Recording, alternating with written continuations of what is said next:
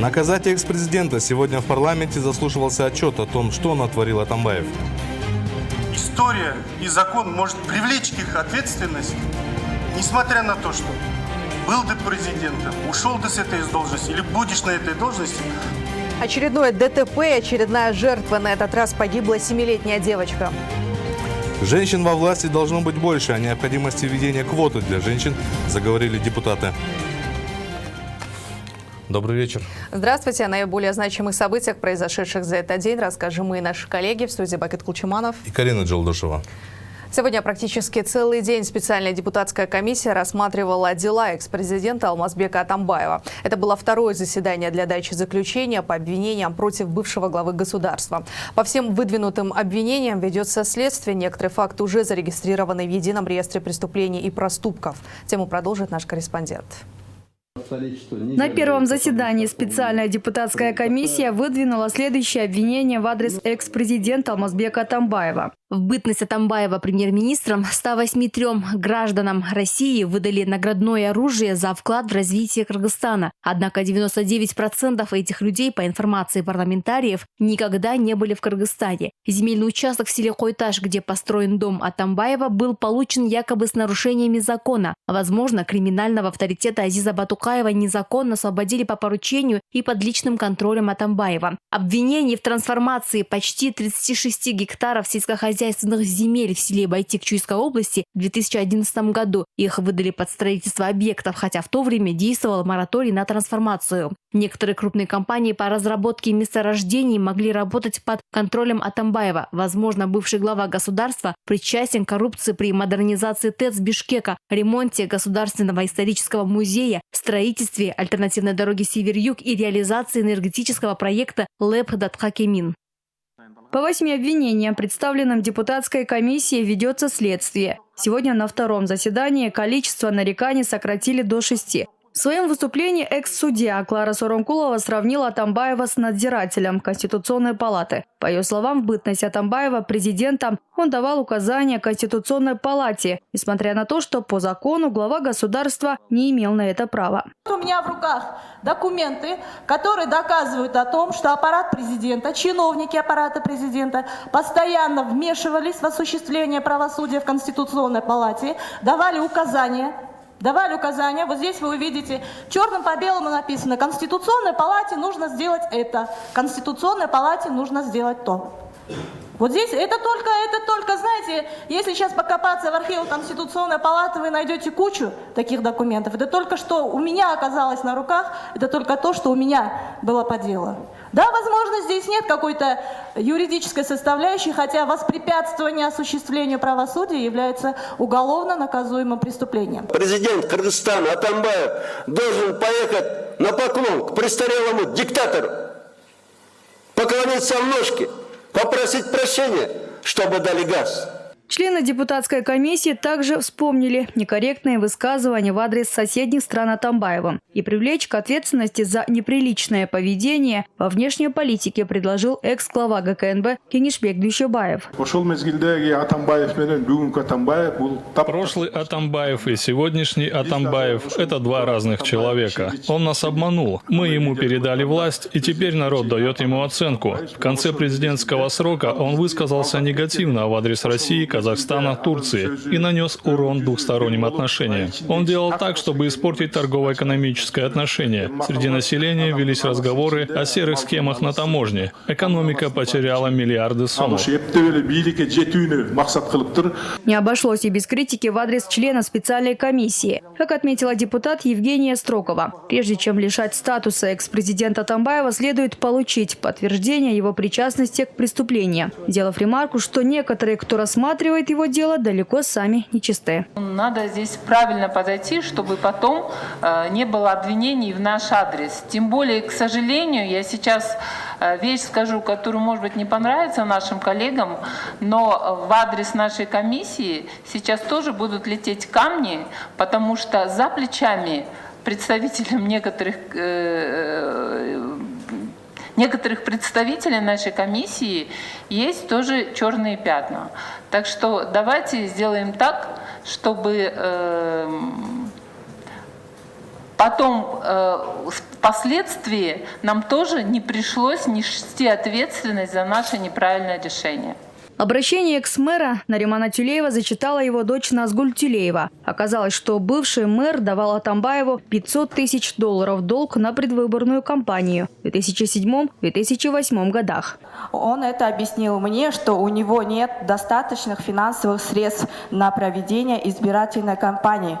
После выборов, которые состоялись 30 октября 2011 года, победителем которого стал Атамбаев, я обратился к нему с просьбой о возврате денежных средств, взятых им в долг. С этого дня отношения Атамбаева ко мне изменились на 180 градусов. В чем это выражалось, изложу ниже. При каких обстоятельствах и при каких свидетелях мною передавались деньги в долг лично ему, я могу рассказать непосредственно депутатской комиссии сам. Тем временем социал-демократы заявляют о нарушении Конституции. По словам юриста СДПК, все предъявленные обвинения Атамбаеву соответствуют статье регламента, где говорится об отстранении от должности действующего главы государства. А значит, данная статья не имеет силу к экс-президенту.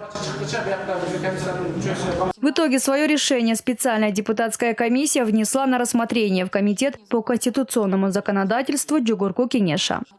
Айгерим Бараканова, Кудрат Ташмурзаев, 5 канал. Еще один бывший чиновник дал показания против Атамбаева. На этот раз высказался Осмонбек Артыкбаев. Эта информация имеется в заключении специальной депутатской комиссии по лишению неприкосновенности бывшего главы государства. В частности, в документе говорится о причастности Алмазбека Атамбаева к поставкам угля на ТЭС Бишкека. Экс-президент лоббировал интересы компании «Прогресс Компани». Причастность по этому поводу подтверждается показаниями бывшего министра энергетики.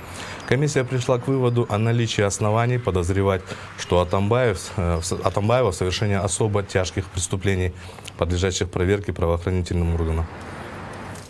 Новые кадровые назначения в высших эшелонах власти. Председателем ГКНБ стал Розбек Опумбаев. Указ об этом подписал Сооронбай Джейнбеков. Ранее он был освобожден от исполнения обязанностей первого заместителя председателя ГКНБ. До него, напомним, спецслужбы возглавлял Идрис Кадыргулов, который написал заявление по собственному желанию. Массовая драка в селе Чалдавар Чуйской области. Инцидент произошел ночью 16 июня. В милицию позвонили из территориальной больницы и сообщили о госпитализации нескольких молодых парней с различными травмами. Ими оказались 5 людей 17 и 18 лет. По их данным, драка произошла после словесной перепалки с двумя жителями одного из сел района. Милиция нашла организаторов драки. Ими оказались 19-летние жители Панфиловского района. Последние водворены в ВВС, сообщили в УВД. Очередное смертельное ДТП произошло в Бишкеке. Водитель автомобиля Audi TT сбил маленькую девочку и скрылся. Автонаезд произошел 17 июня вечером практически в центре города, в результате чего 7-летняя девочка скончалась от полученных травм. При проведении оперативно-розыскных мероприятий сотрудники ОБДД установили личность и задержали 23-летнего водителя. Машина водворена на штрафную стоянку, собраны материалы, переданы в следственную службу ГУВД Бишкека. Женщин во власти должно быть больше. Этот вопрос неоднократно поднимается в обществе. О необходимости введения квоты теперь заговорили депутаты. Очередные изменения рассматривает парламент. Согласно новым нормам, мандаты будут распределяться между женщинами, баллотирующихся в местный кенеш, не менее 30%. Подробнее о новых изменениях в следующем материале. Женщины чувствительны ко многим социальным проблемам, касающихся детей, здравоохранения, образования и безопасности. Однако их на государственной службе мало. Вопрос сохранения за женщинами на государственной службе 30% квоты периодически поднимается в обществе. Почему-то порядок, который соблюдается перед выборами, после нарушается. Я думаю, что этот вопрос остро стоит, потому что вообще женщины во власти, например, если взять акимиаты, там вообще не представлены практически. В парламенте, конечно, есть, но я думаю, что все-таки во всех структурах власти существует диспропорция. Если женщины будут представлены пропорционально, квота женщин будет справедливо представлена, то Кыргызстан будет более гармонично развиваться. Причиной такого положения является то, что в стране есть элементы мужского диктата и патриархальный подход к этому вопросу. По словам экспертов, женщины в политике активны, а это не всегда выгодно для мужской части во власти.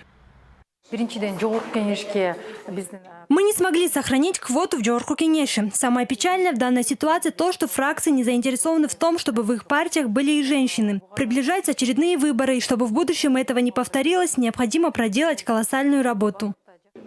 В Джугурку Кенеше во втором чтении одобрена норма о сохранении для женщин 30% мандатов в воильном Кенеше. Представители рабочей группы уверены, принятие новых изменений дадут положительные результаты, в первую очередь в развитии регионов. А если таких женщин станет больше, то, соответственно, мы дадим тот самый толчок региональному развитию, о котором сегодня очень много говорится. Да, и в самом парламенте, и президент активно говорит, что мы должны развивать регионы. Так вот, мы уверены, что без участия женщин полноценного, качественного развития у нас не будет.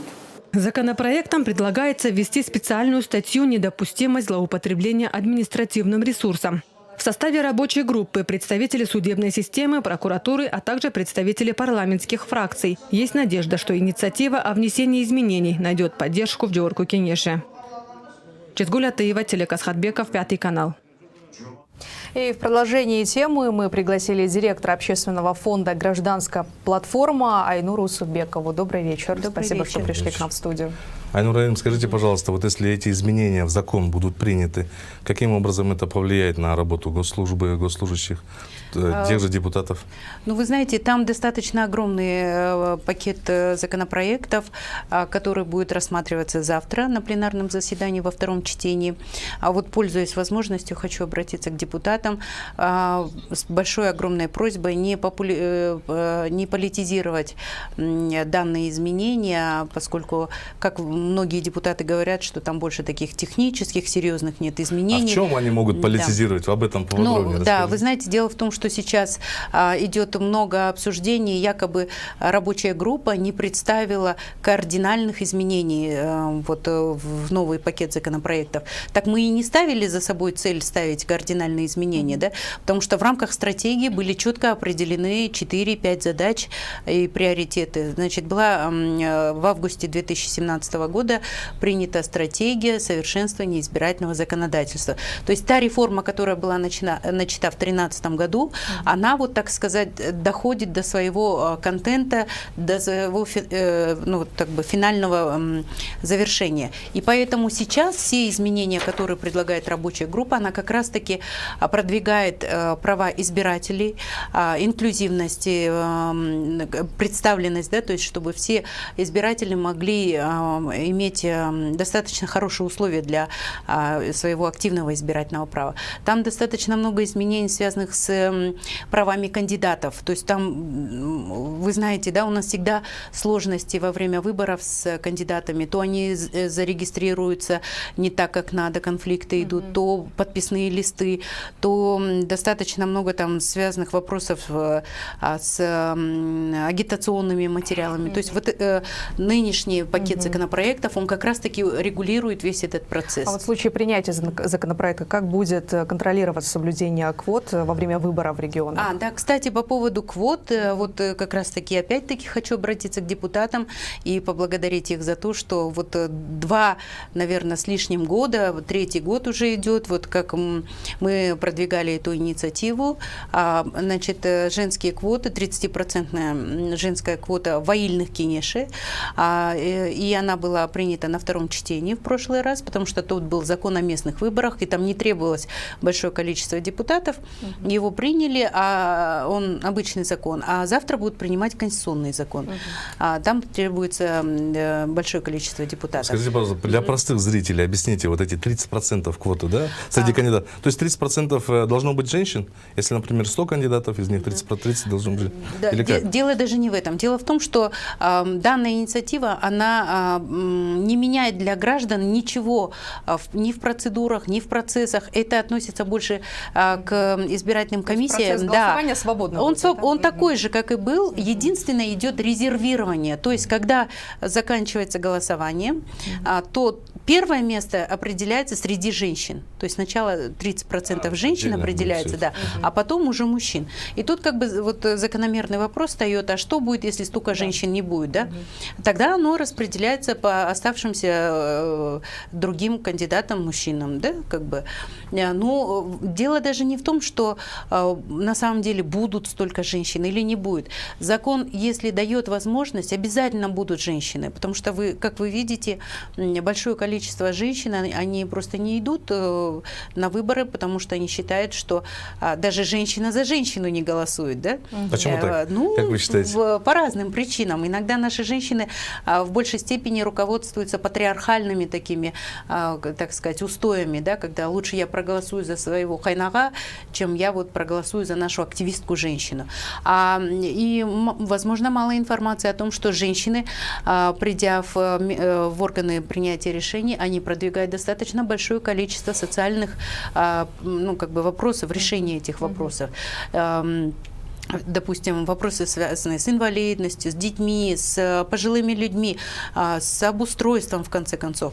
А когда мы видим много мужчин в парламентах, там вопросы идут, я имею в виду в местных, как бы земли определить, как бы решить вопросы там, бизнеса, вот такого формата. И поэтому я считаю, что с введением этой нормы претендующих на вот эту позицию будет много женщин. В конце концов, они могут в себя поверить. И я, кстати, призываю всех женщин воспользоваться этой возможностью. А Ильна Кинеша решает большую, так сказать, задачу местного значения.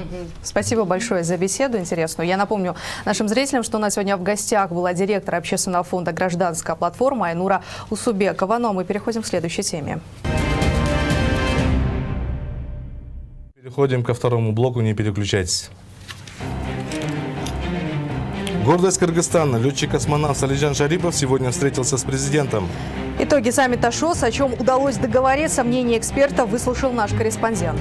Кыргыз тили, эне тили. Сегодня эксперты обсудили перспективы развития госязыка. Летчика-космонавта и героя Кыргызстана Алиджана Шарипова сегодня принял президент страны Сооронбай Джейнбеков. Встреча с Шариповым состоялась во второй половине дня. Глава государства тепло поприветствовал его и отметил, что в Кыргызстане всегда готовы с радостью встречать своего знаменитого соотечественника, покорившего космос. В свою очередь, Алиджан Шарипов выразил благодарность за теплый прием и отметил готовность оказывать всяческое содействие всестороннему развитию Кыргызстана. Президент Сооронбай Джейнбеков сегодня также встретился с министром иностранных дел Чингизом Айдарбековым. Они подвели итоги саммита ШОС и визитов глав КНР, Индии, Монголии и Кыргызстана. Глава государства отметил, что все мероприятия были проведены на должном уровне. Также президент поблагодарил жителей столицы за поддержку во время этих крупных международных мероприятий. Далее подробности в следующем материале. На прошлой неделе Бишкек стал центром внимания более половины населения земного шара. В столице прошел очередной саммит Шанхайской организации сотрудничества. Кроме того, с официальными визитами в Бишкеке побывали премьер-министр Индии и президент Монголии, и с государственным визитом председатель Китая. Об итогах проведения таких крупных мероприятий президент побеседовал с министром иностранных дел Чингизом Айдарбековым. Он представил соответствующую информацию по всем прошедшим мероприятиям. Президент Кыргызской республики дал положительную оценку проведенным мероприятиям, уровню проведенных мероприятий, как протокольно-организационные вопросы, так и содержательная сторона были осуществлены Министерством иностранных дел во взаимодействии со всеми соответствующими государственными органами, совместно с правительством и аппаратом президента на очень высоком уровне. Также президент отметил, что есть конкретные результаты и подчеркнул, что теперь основная задача – контроль за их исполнением. Президент также выразил благодарность жителям города Бишкек за поддержку во время этих крупных международных мероприятий.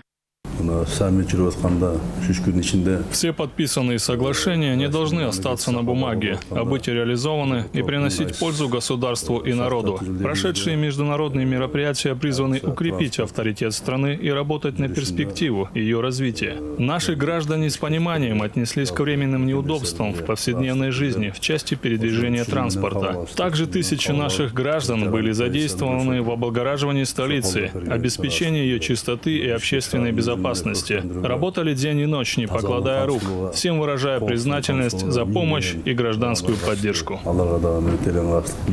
Сооронбай Жээнбеков поручил министру иностранных дел совместно с аппаратом президента вести тщательный контроль за дальнейшим исполнением достигнутых договоренностей в рамках ШОС, государственного визита председателя КНР, официальных визитов президента Монголии и премьер-министра Индии в Кыргызстан. Эрмек Куренкеев, Денис Курганов, Пятый канал. Евразийскому экономическому союзу 5 лет. За этот период организация подвергалась критике, но, несмотря на это, можно наблюдать положительную динамику в экономике стран-участниц. Это подтверждают независимые исследовательские организации. Тему продолжит Эрмек Куренкеев. Сегодня ЕС – это почти 200 миллионов жителей и 14% суши планеты. 29 мая 2014 года в Астане президентами России, Белоруссии и Казахстана был подписан договор об учреждении Евразийского экономического союза. Позже к союзу присоединились Армения и Кыргызстан, а в 2017-м Молдова получила статус наблюдателя в ЕС. За прошедший период проделана серьезная работа по реализации основных задач Евразийского экономического союза. Несмотря на малый промежуток времени, организация добилась существенных результатов по многим направлениям. Да, существуют проблемы по границам. Совместными усилиями разрабатывается окончательное снятие всех торговых барьеров на границах союза. Воссоединение национальных экономик, то есть повышение потенциала, воссоздание кооперационных цепочек, повышение конкурентности и закрытие таможенными барьерами для индустриализации 2.0, да, если очень так, как емко говорить. И на деле все создавалось. А все это создавалось для того, чтобы повысить жизненный уровень населения. Это была конечная точка, мы об этом не должны никогда забывать. По словам представителя экспертного сообщества России, Кыргызстан показал хорошие результаты по темпам роста не только экономики, но и благосостояния граждан. Со вхождением в Союз наши трудовые мигранты наравне с российскими гражданами получили социальное обеспечение. Надо отметить, что в России трудится около миллиона кыргызстанцев. Одним из главных преимуществ для Киргизии является упрощение процедур и правил, регулирующих трудовую миграцию.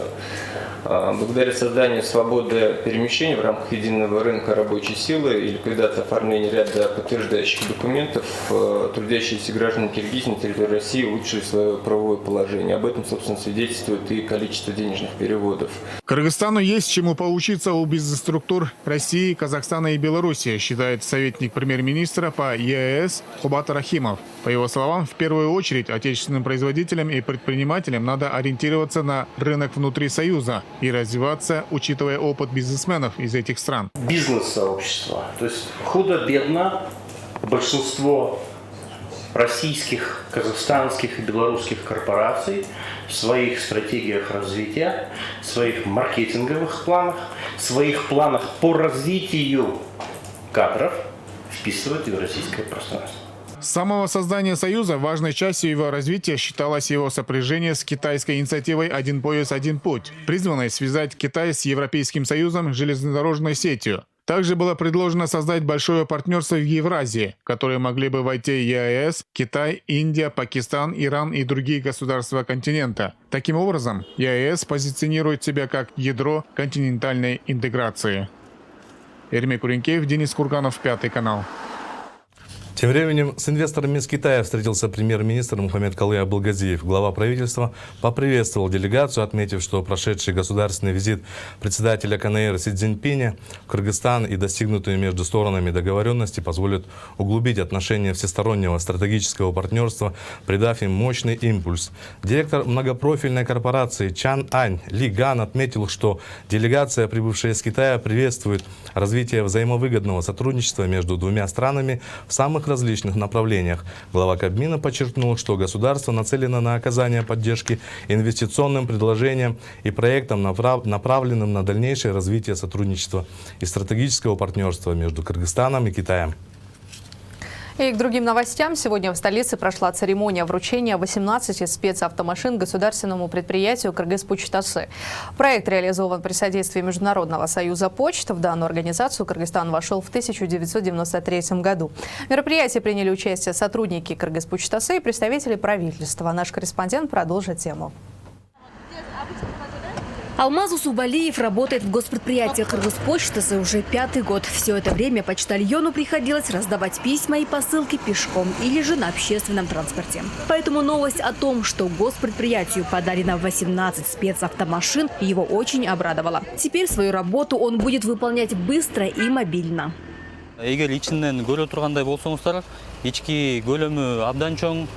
Машина внутри очень вместительная, подходит для развозки писем и посылок. Мы теперь можем развозить почту по областям страны. Радует то, что авто абсолютно новое, 2019 года выпуска. Абсолютно новых и удобных спецмашин для перевозки писем и посылок госпредприятию было передано 18 единиц на сумму 165 миллионов сомов. Такой щедрый подарок Кыргызстану сделал Международный союз почт, членом которого наша страна является с 1993 года.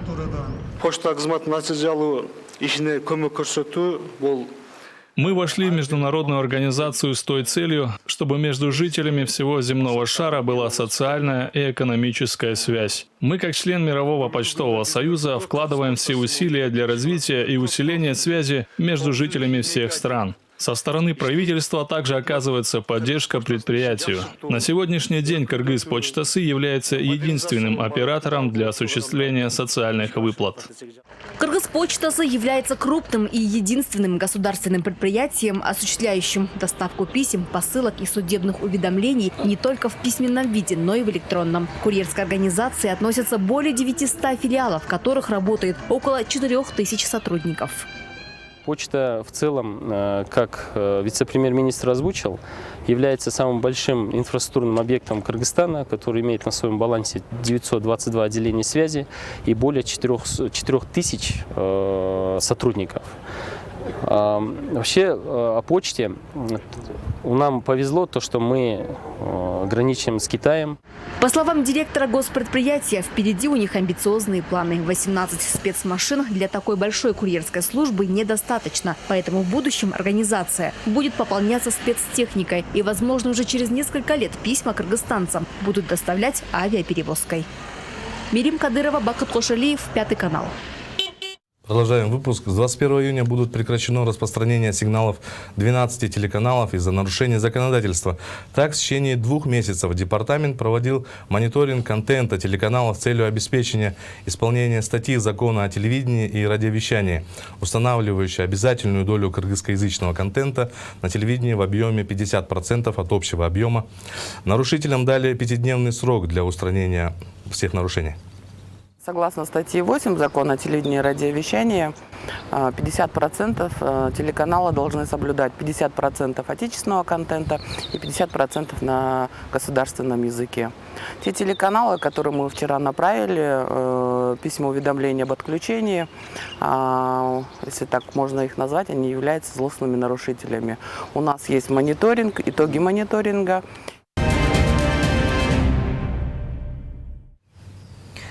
Рак крови. С таким диагнозом борется 34-летняя наша соотечественница Рызджан. Помочь преодолеть болезнь не может пересадка костного мозга за рубежом. Чтобы найти донора, семье Сыдыковых нужно собрать около $200 000. Более подробно в нашем следующем материале.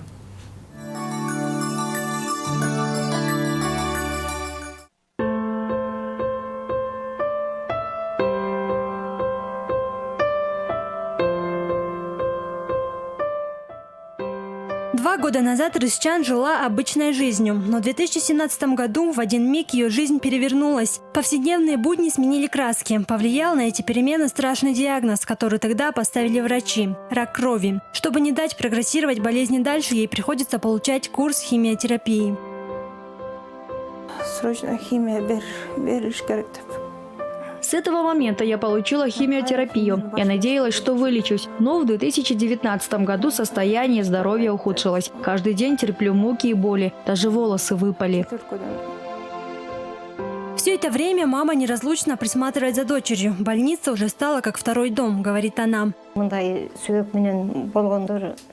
Нахожусь постоянно рядом с ней. Бывали дни, когда она сутками лежала под капельницей. С каждым днем, несмотря на то, что она получает 6-7-часовую химиотерапию, болезнь отбирает последние силы, пока питается только супом.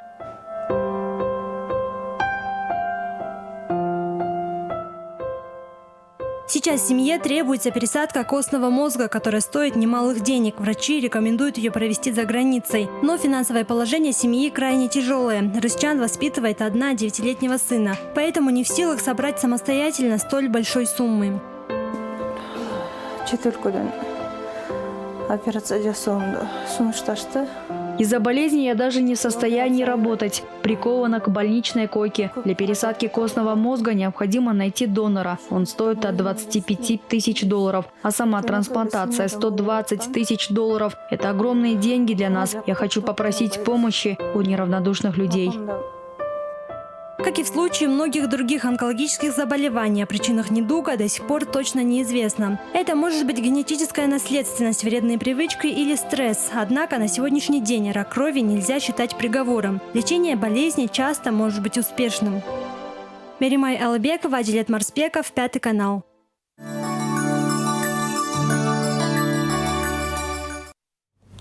Продолжается мероприятие, посвященное 30-летию принятию закона о государственном языке. Сегодня прошла встреча в формате совещания с участием представителей средств массовой информации. Целью мероприятия является улучшение грамотности журналистов и развитие культуры речи. Подробности в следующем материале. Журналист – пример грамотности. Под таким названием прошла встреча представителей СМИ с филологами, организованная Национальной комиссией по государственному языку. Обсуждение спорных вопросов грамматики кыргызского языка – основная задача сегодняшнего мероприятия. Как вы знаете, средства массовой информации – это 4-я власть в государстве. Значит, их речь должна быть грамотной. Их статьи должны служить примером для народа, потому что журналисты – это зеркало народа. Поэтому, помимо всего, они должны быть всесторонне развитыми. По словам филологов, сегодня в журналистике есть 2 направления, в которых множество проблем. Это культура речи и культура письменной речи. Подобные встречи необходимо проводить в целях улучшения грамотности журналистов, говорят они. В любом смысле, в любом языке самую решающую роль играют журналисты, писатели. В том числе очень большую роль играют дикторы, телеведущие, диджеи, шоумены. Журналисты, радио-тележурналисты делают колоссальную работу, особенно в укреплении, в развитии, совершенстве нашего кыргызского языка, который является государственным. Но в то же время, наряду с достижениями, мы благодаря свободе слова, свободе печати, свободе журналистского творчества достигли очень больших высот. Тем не менее, в телевизионных сюжетах и репортажах, газетных и журнальных статьях допускается множество ошибок, среди которых особое место занимает тавтология и так называемые слова-паразиты, считают филологи. Каныкей Бузгунова пришла для участия в конференции. Она трудится главным редактором на одном из отечественных радио. Проведение таких мероприятий очень важно для журналистов, говорит она, потому что каждое слово, сказанное представителем СМИ, воспринимается зачастую как правильное. Наше главное орудие – слово. Безусловно, оно должно быть грамматически правильно преподнесено зрителям, слушателям и читателям. В развитии государственного языка СМИ играют важную роль. Поэтому такие мероприятия, где обсуждаются проблемы речи и письма, очень нужны нам, журналистам. Речь журналиста – это отражение не только уровня его личной культуры, но и уровня культуры того издания, в котором публикуются его работы. Поэтому журналисту, как носителю речевой культуры, нужно избегать ошибок и неточностей в своей речи. Ведь журналисты, в свою очередь, несут ответственность за то, какой уровень речевой культуры они возводят в норму. Чезгуль Атыева, Телекас Хатбеков, 5 канал. Ну а сейчас мы передаем слово нашему политическому обозревателю Нарыну Аипу. Добрый вечер. О чем ваша передача будет сегодня? О том, почему народ любит Атамбаева. Очень интересно. Желаю вам удачного эфира. На этом мы заканчиваем наш выпуск. Все материалы доступны в интернете. Спасибо за внимание. До свидания. Впереди прогноз погоды на завтра. Будьте здоровы.